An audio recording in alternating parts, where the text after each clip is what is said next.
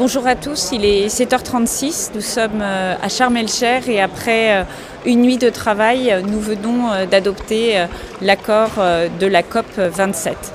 Cet accord, il a été difficile à obtenir, la présidence ayant mis sur la table les premiers textes de compromis très tard dans la négociation, et cela ne nous a pas laissé peut-être tout le temps nécessaire pour mener à bien cette négociation.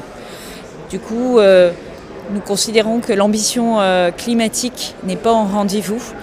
Nous n'avons pas obtenu des avancées sur la sortie des énergies fossiles.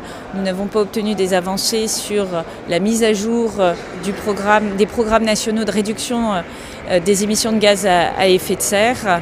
Et nous le regrettons car le moment justifiait d'avoir ce niveau d'ambition.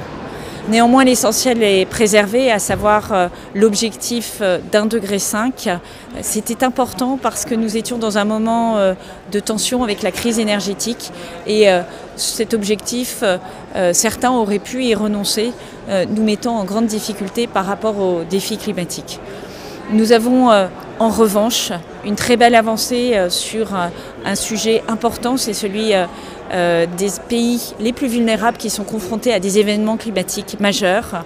Nous allons mettre en place toute une mosaïque de solutions, un fonds notamment, qui permettra à ces pays d'avoir accès plus rapidement, de manière plus agile et de bénéficier aussi d'un traitement particulier de la Banque mondiale, du FMI, lorsqu'ils sont confrontés à des événements de cette nature. C'est les travaux que nous allons lancer dès maintenant pour mieux les accompagner. Et ça, c'est une grande nouveauté dont on est très fiers en France et au niveau de l'Union européenne, parce que c'est l'Union européenne, appuyée par la France, qui a permis cette avancée.